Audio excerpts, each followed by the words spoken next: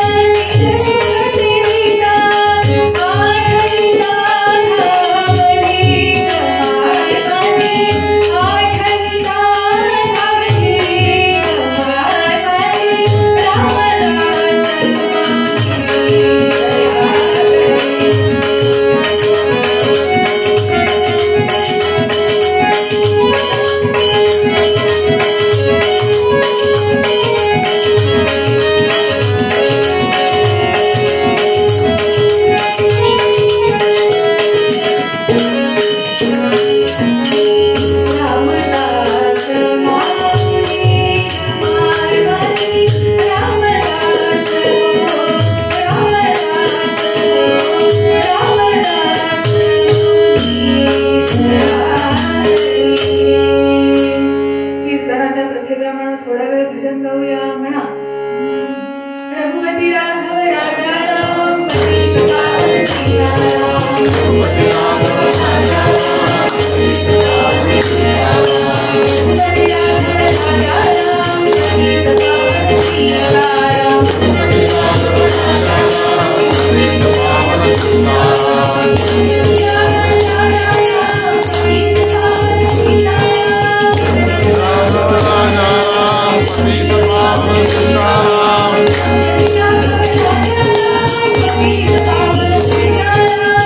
Raghupathi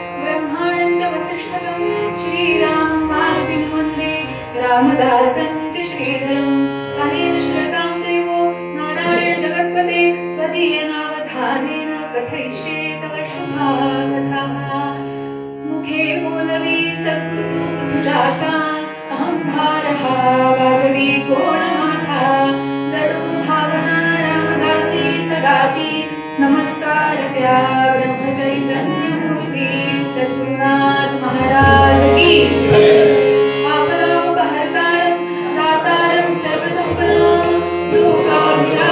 Shriram भूयो भूयो नमामि श्रोता वक्ता श्रीराम समर्थ श्रीराम समर्थ श्रीराम समर्थ जय जय रघुवीर समर्थ श्री अनंत कोटि ब्रह्मांड नायक राजाधिराज सच्चिदानंद सद्गुरु श्री ब्रह्म चैतन्य महाराज की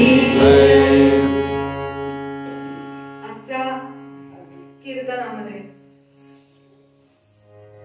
श्री सद्गुरुनाथांचा महिमा वर्णन करणार सद्गुरु पदाला पोहोचलेल्याच एका संतांचं पद आपण विवेचनाला चिंतनाला घेतलंय बरं.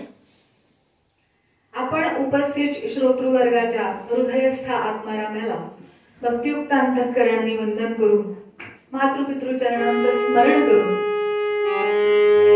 ज्या स्थानामध्ये ही देवत कीर्तन सेवा चालू आहे त्या स्थान देवतेला ग्रामदेवतेला आणि श्री सीतारामांच्या युगल चरणाला भक्तियुक्त अंतःकरणाने नमस्कार करते. श्री सदाशिवाचे 3 अवतार श्रीमन मारुतीराय, राष्ट्रगुरु समर्थ रामदास स्वामी महाराज आणि सद्गुरुनाथ श्री ब्रह्मचैतन्य गोंदवलेकर महाराज या रुद्रत्रयींच्या चरणी साष्टांग नमस्कार करते. या गादीचे मालक देवर्षी नारद महाराज त्यांच्या चरणी सादर अभिवादन निवेदित करते आणि या कीर्तन सेवेला आपण प्रारंभ करूया. सद्गुरु पदावरती आरूढ झालेले एकनाथ महाराज, एकनाथ महाराजांचा हा अभंग आहे. बरं काय म्हणतात या पदामध्ये महाराज? वर्णादिती थोरी एका सद्गुरुची, येरा मानवाची कामानये. सद्गुरु समर्थ कृपेचा सागर, सद्गुरु समर्थ कृपेचा सागर, मनी वारंवार आठवावा. सद्गुरु चरणी तल्लीन हे वृत्ती, वृत्तीची निवृत्ती क्षण मात्रे. आणि एका जनार्दनी आठवी सद्गुरु, भव सिंधू पार पावलासे. सद्गुरुनाथ महाराज की. आज संकष्टी आहे याची कल्पना आहे, आपला उपवास आहे, पण म्हणून उपवासाला दुप्पट खाशी असं होत असतं, त्यामुळे आपला आवाजही तसाच आला पाहिजे गर्जनेचा.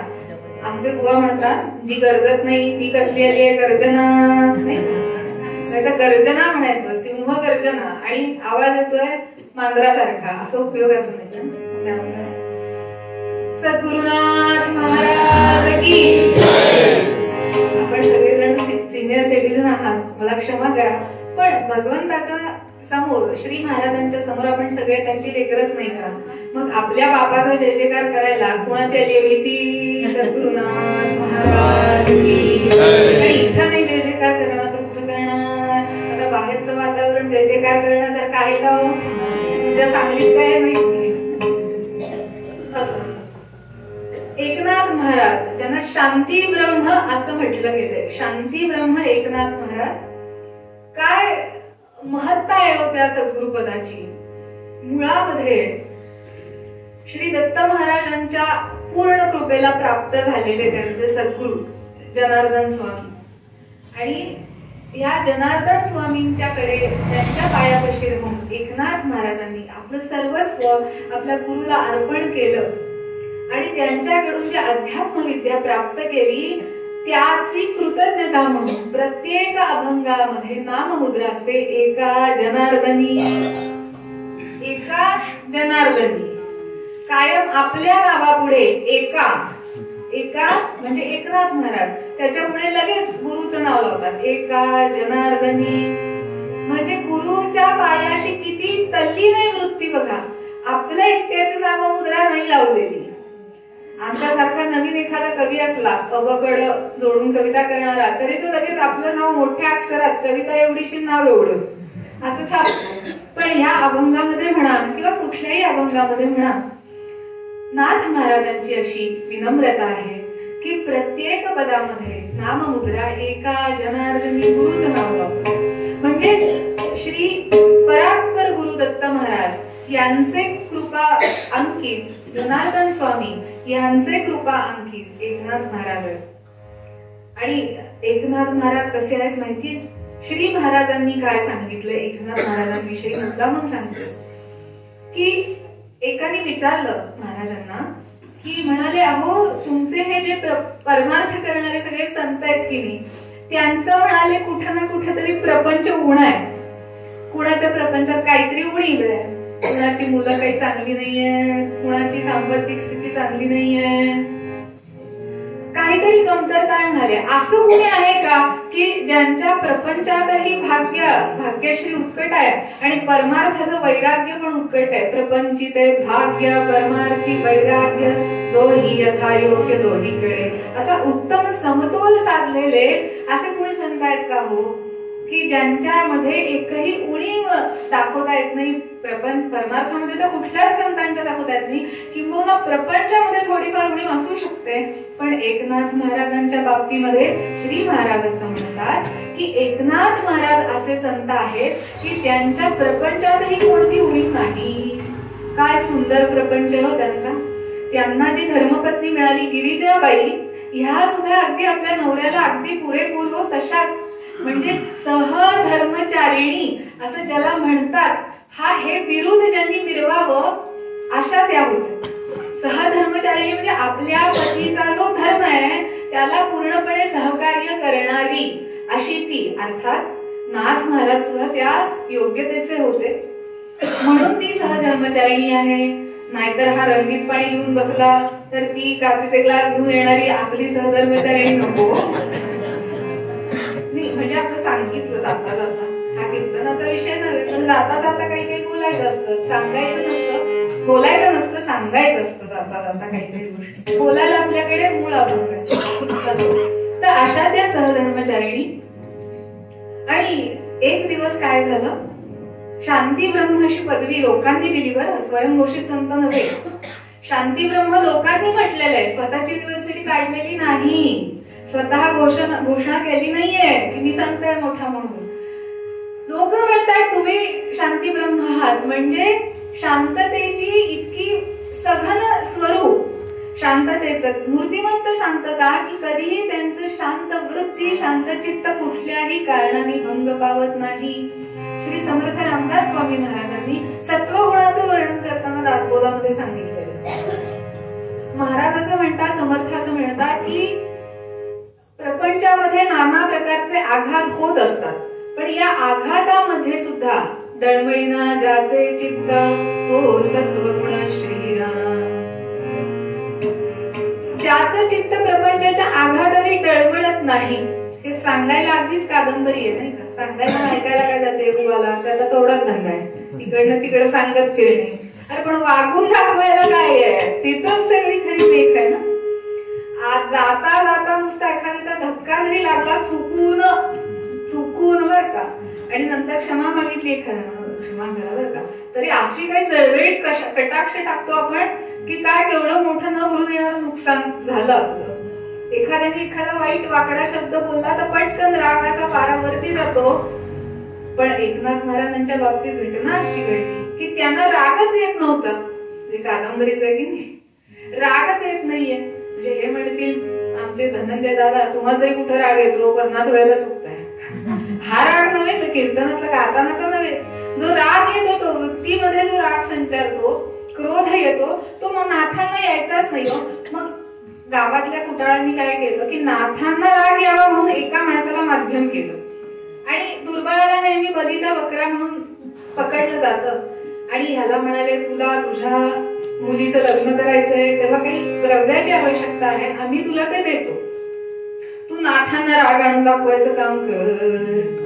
आणि हा आता मुलीचं लग्न हा अतिशय नाजूक विषय. ह्याला एकदा आपल्या मुलीचे 2चे 4 करायचे होते. हा कसा बसा तयार झाला आणि नाथांच्या घरी गेला.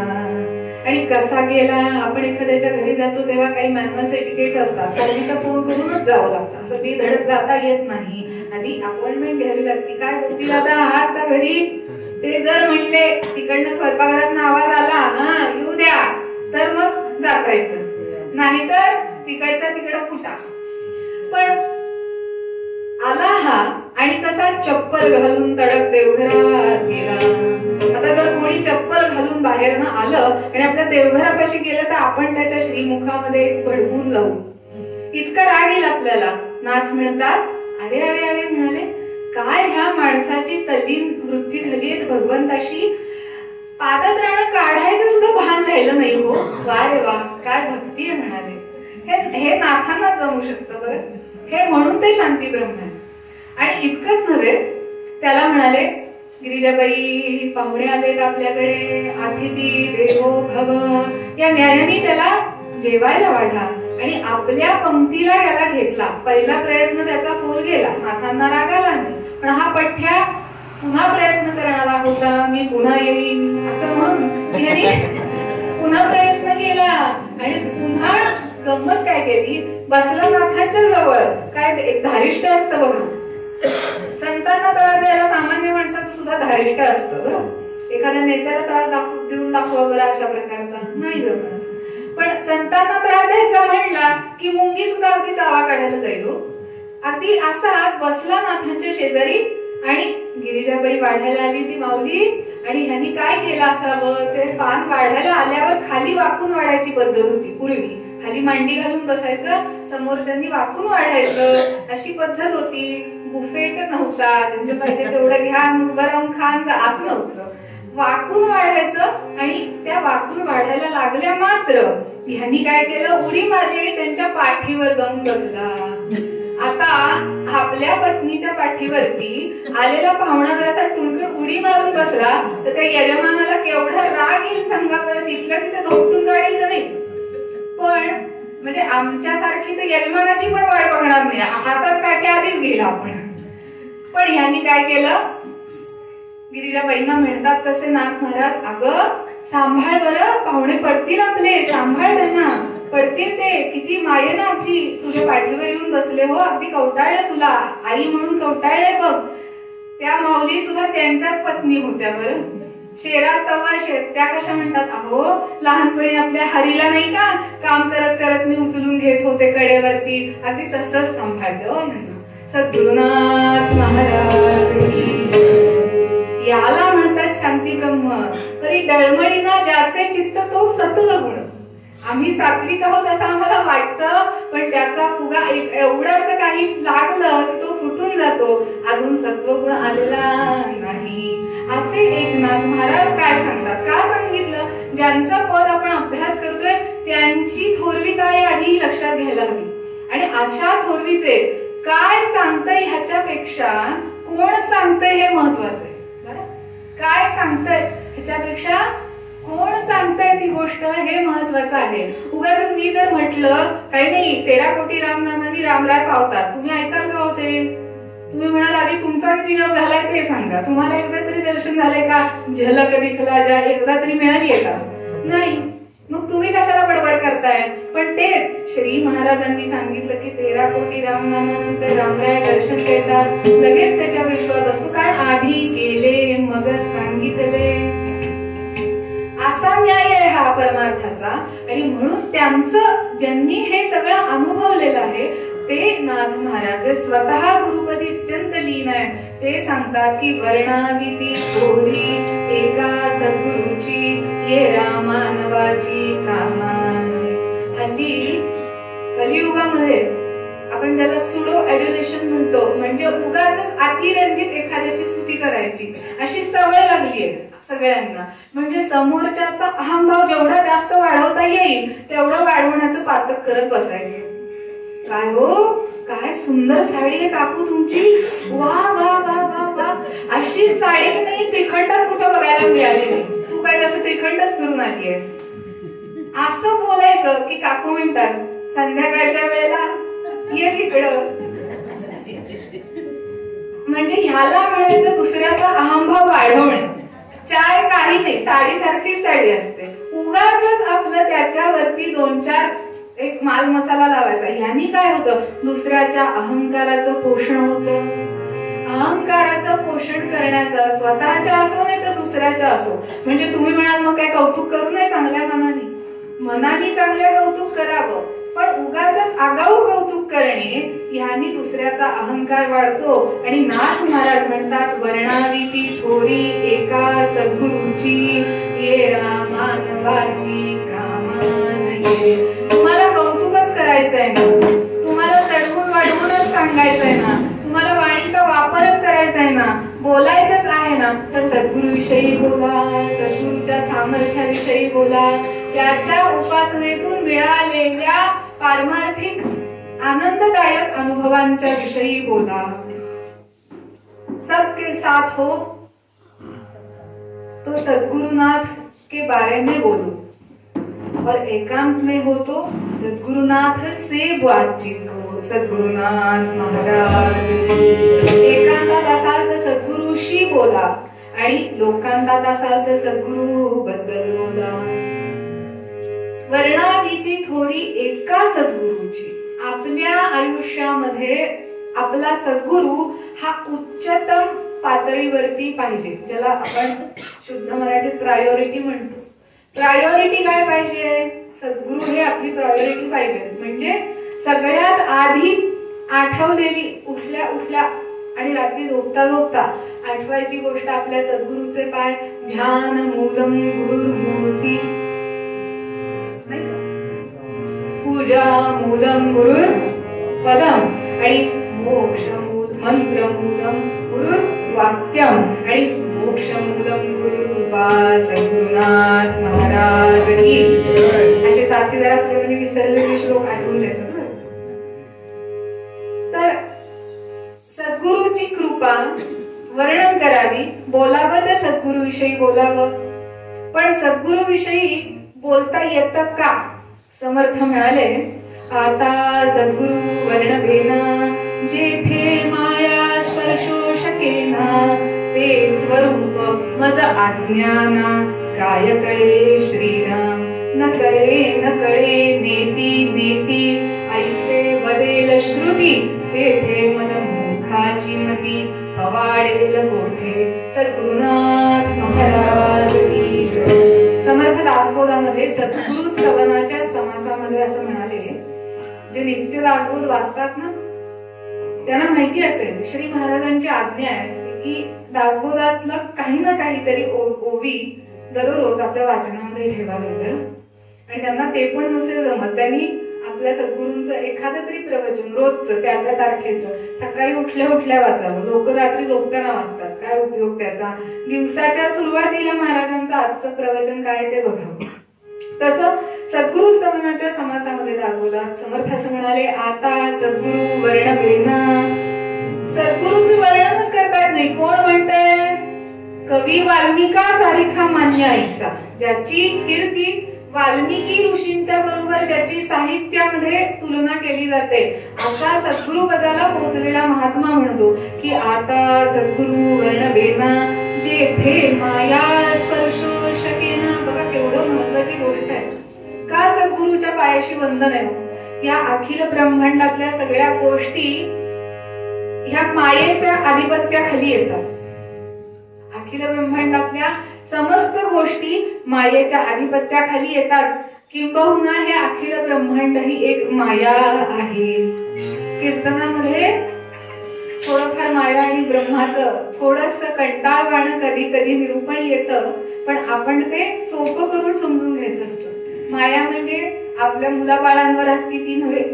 माया म्हणजे अशी गोष्ट की या म्हणजे संस्कृतामध्ये जी मा म्हणजे नाही आणि या म्हणजे जी नाही पण आहे असं वाटतं ती माया. फारच जड होतं का? नाही ना. जी नाही पण आहे असं वाटतं किंवा जिचं स्वरूप रोज बदलत असतं ती माया आहे. जी नित्य नूतन नाही ती माया आहे. उदाहरणार्थ आपलं शरीर घ्या. ही माया एक प्रकारची. कसं?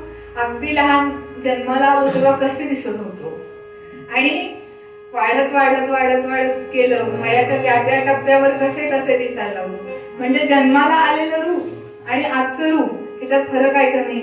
म्हणजे ही जी बदलते ती माया असते आणि जे कधीही बदलत नाही, ज्याच्यावर कशाचाही परिणाम होत नाही, म्हणजे तो दड्डमणी असं नव्हे, पण ज्यात जो कुठल्याही परिणामाच्या पलीकडे आहे त्याला म्हणतात केवल ब्रह्म.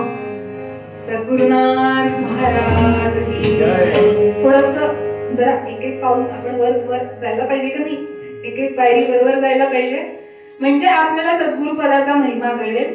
जे कधीही बदलत नाही त्याला म्हणतात ब्रह्म.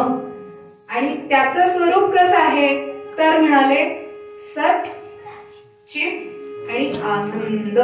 म्हणून आपण सद्गुरूच्या पाठीमागे बिरुदावली लावतो, सच्चिदानंद सद्गुरुनाथ महाराज की. सच्चिदानंद शब्दाचा अर्थ काय? सत.